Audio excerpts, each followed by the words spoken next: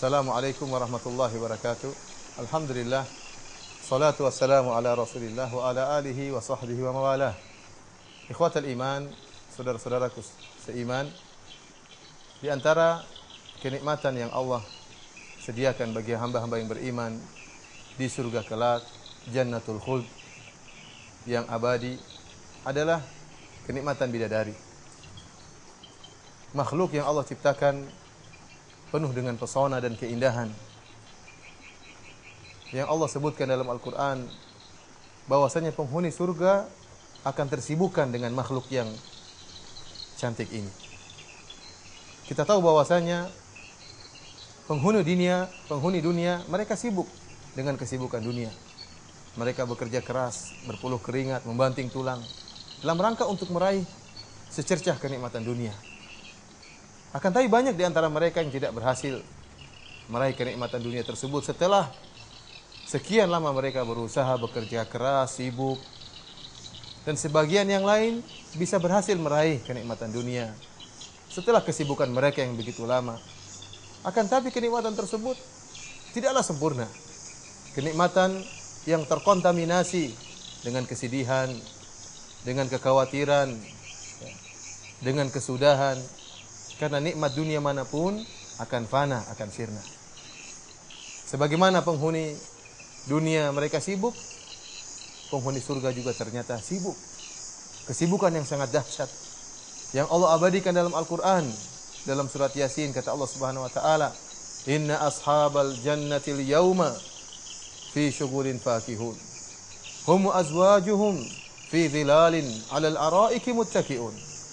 Sungguhnya para penghuni surga pada hari itu, tatkala mereka di surga, mereka sibuk. Apa kesibukan mereka? Mereka bersama istri-istri mereka dengan bidadari-bidadari yang Allah siapkan bagi mereka. Di bawah naungan, di atas dipan-dipan mereka bertelekan. Para ulama ahlu tafsir, mereka menyatakan, baik dari kalangan para sahabat maupun kalangan tabi'in, mereka menyatakan bahwasanya kesibukan penghuni surga tatkala itu adalah iftidadul abkar, yaitu memecahkan keperawanan bidadari. Naam, benar. Itulah kesibukan mereka, memecahkan keperawanan bidadari. Bagaimana mereka tidak sibuk dengan kesibukan ini? Sementara makhluk yang Allah ciptakan ini, bidadari, adalah makhluk yang sangat jelita, yang sangat luar biasa, yang tidak bisa kita bayangkan dan tidak mampu kita untuk membayangkan bagaimana kemampuan, bagaimana kecantikan, bagaimana keelokan, bagaimana jelitanya bidadari tersebut. Ikhwatal iman, pada kesempatan yang singkat ini kita akan mencoba untuk menyebutkan beberapa sifat-sifat bidadari yang Allah sebutkan dalam Al-Quran. Demikian juga disebutkan oleh Nabi SAW dalam hadis-hadisnya, dan juga disebutkan oleh sebagian salaf dalam tafsir mereka. Allah Subhanahu wa taala menyebutkan dalam Al-Quran, "Inna ansha'nahunna insya'a faja'alnahunna abkaran." Sungguhnya kami telah menciptakan mereka dengan tiba-tiba jadi tanpa didahului oleh marhala-marhala, tingkatan-tingkatan sebagaimana manusia biasa. Tidak didahului oleh kecil, kemudian merangkak, kemudian besar. Akan tapi bidadari diciptakan oleh Allah Subhanahu wa taala langsung dewasa. Kemudian kata Allah Subhanahu wa taala, "Faja'alnahunna abkaran." Kami jadikan mereka wanita-wanita yang perawan, gadis-gadis yang perawan. Yang ini merupakan sifat lazimah, sifat yang senantiasa menyertai bidadari. Keperawanan merupakan sifat yang senantiasa terdapat pada bidadari. Oleh karenanya bagaimana para penghuni surga tidak sibuk untuk memecahkan keperawanan bidadari, sementara demikianlah sifat-sifat bidadari. Terlebih lagi bagaimana kecantikan para bidadari tersebut. Allah Subhanahu wa taala telah menyebutkan dalam Al-Qur'an seperti firman Allah Subhanahu wa taala, "Lam yatamithunna insun qablahum wala jan. Qasiratut tarf." Kata Allah, para bidadari adalah wanita-wanita yang senantiasa menundukkan pandangan.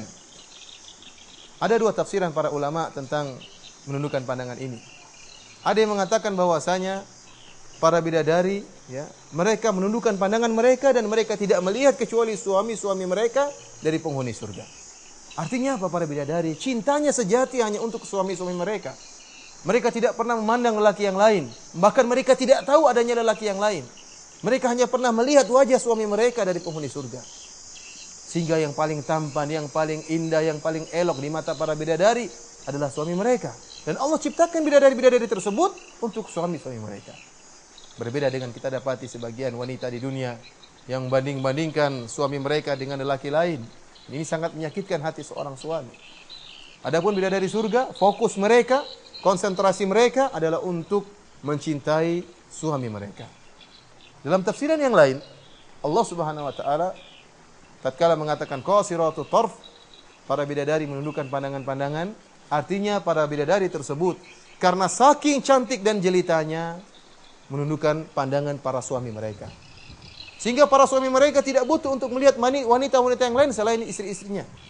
Selain bidadari-bidadari yang Allah sediakan untuknya. Kenapa? Karena kepuasan yang dia dapatkan, kecantikan dan keelokan yang dia impikan dan dia hayalkan telah terdapat dalam istrinya dari kalangan bidadari atau dari para wanita surga. Bagaimana tidak? Allah Subhanahu wa taala menyempurnakan keelokan, kecantikan para bidadari. Rasulullah sallallahu alaihi wasallam menyebutkan tentang bagaimana putihnya bidadari. Sebagaimana telah Allah sebutkan dalam Al-Qur'an, ya, ka'annahunna bidhun maknun. Bahwasanya para bidadari seakan-akan mereka adalah telur yang tersimpan, yang putih. Sebagaimana mutiara yang tersimpan dalam cangkangnya, yang tidak pernah terkontaminasi dengan panasnya matahari, dengan kotoran dari luar. Putihnya bidadari putih yang sempurna. Tidak ada yang buka cangkang mutiara tersebut kecuali Anda, wahai penghuni surga. Andalah yang akan membuka cangkang tersebut. Dan Anda yang akan menyentuh, ya, putihnya bidadari tersebut. Bidadari yang Allah siapkan bagi penghuni surga tidak pernah disentuh oleh lelaki lain. Lam yatamithunna insun qablahum wala jan. Tidak pernah disentuh oleh lelaki maupun dari kalangan jin. Yang menyentuhnya hanyalah penghuni surga. Ikhwatal iman. Rasulullah sallallahu alaihi wasallam menyebutkan tentang eloknya bidadari. Dalam suatu hadis kata Nabi sallallahu alaihi wasallam, "Yura mukhu saqiha min wara'i lahmiha minal husn." Bahwasanya putihnya betisnya bidadari, bahkan sumsum dalam betisnya bidadari terlihat dari luar, di balik daging tersebut terlihat sumsumnya bidadari. Kata Nabi sallallahu alaihi wasallam, minal husn, karena saking indahnya. Karena saking beningnya.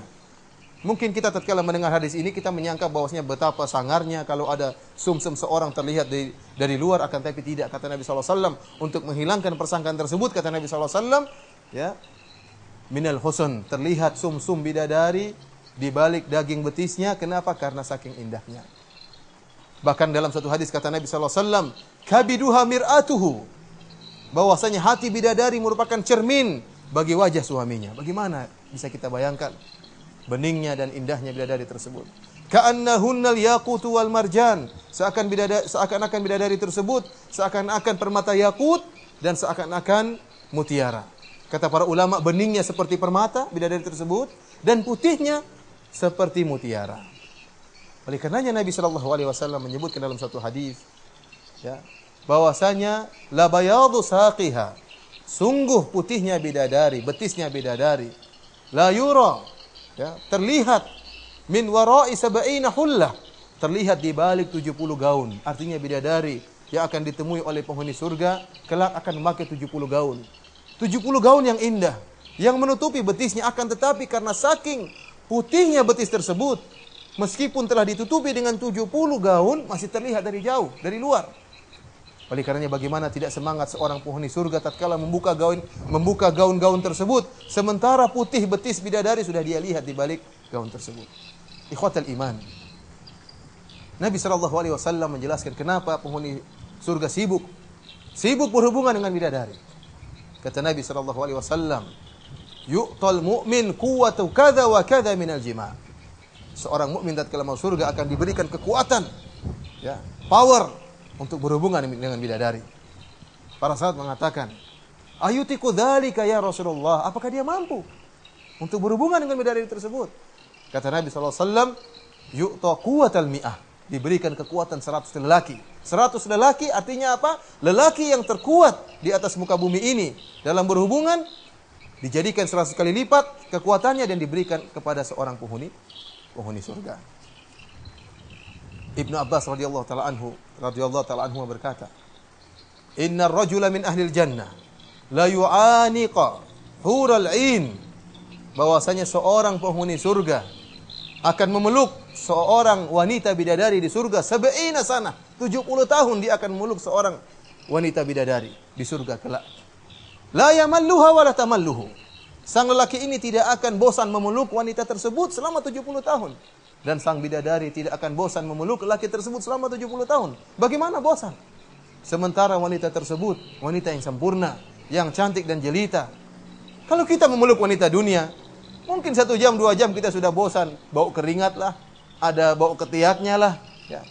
Karena wanita penuh kekurangan. Adapun di surga kelak, Allah Subhanahu wa taala mengatakan wa azwajum mutahharah. Wanita-wanita, istri-istri yang disucikan. Tidak ada kotorannya, tidak ada haidnya, tidak ada darahnya, tidak ada ingusnya, tidak ada tai matanya, tidak ada tai telinganya. Bersih. Sehingga seorang laki meluk 70 tahun tanpa bosan. Bahkan Nabi SAW mengatakan dalam satu hadis, "Innar rajula la yasilu ila mi'atil azra." Di surga seorang laki bisa sampai berhubungan dengan 100 bidadari. Bahkan Allah Subhanahu wa taala menyiapkan sebuah kemah yang terbuat dari lu'lu'ah, dari mutiara. Kata Nabi sallallahu alaihi wasallam, "Inna lil mu'min fil jannah la khaymatan min lu'lu'atin wahidatin mujawwafah." Kata Nabi sallallahu alaihi wasallam, sungguhnya bagi seorang mukmin di surga Allah sediakan sebuah kemah. Kemah yang terbuat dari sebutir mutiara, tapi mutiara raksasa. Yang berongga di dalamnya. Tuluha situna milan. Tuluha situna milan.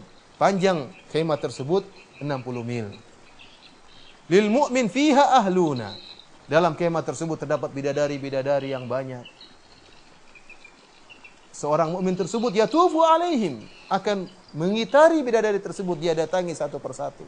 Antum bisa bayangkan bagaimana gembiranya seorang lelaki penghuni surga. Tatkala dia masuk dalam kemah tersebut, sementara ada puluhan bidadari menantinya.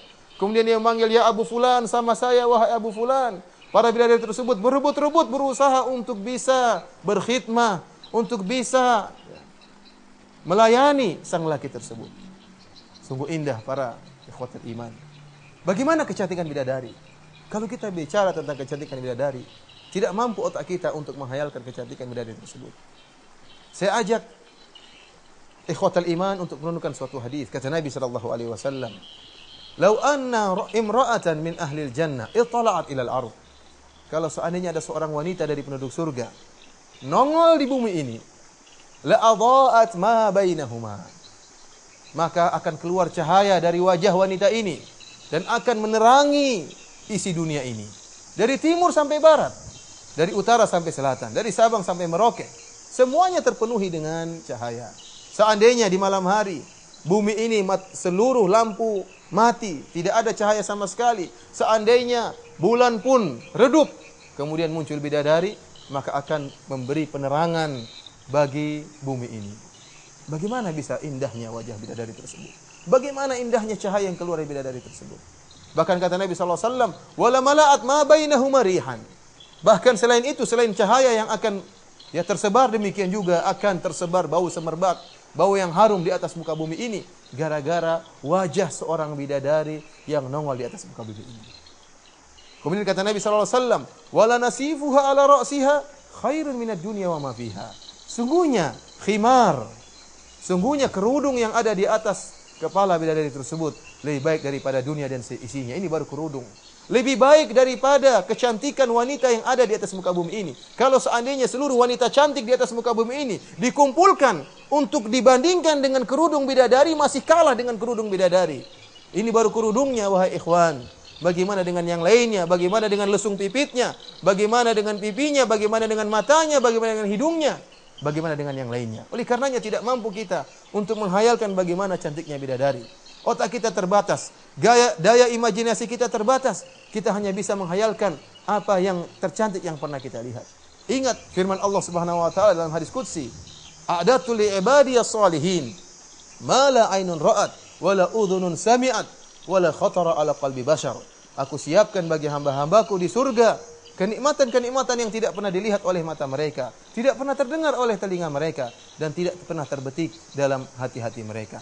Betapapun Anda menghayalkan kecantikan bidadari, betapapun Anda menghayalkan betisnya bidadari, wajahnya bidadari, pasti hayalan Anda akan salah. Setelah kita mengetahui bagaimana, ini sekedar cuplikan ya tentang sedikit dari sifat-sifat bidadari.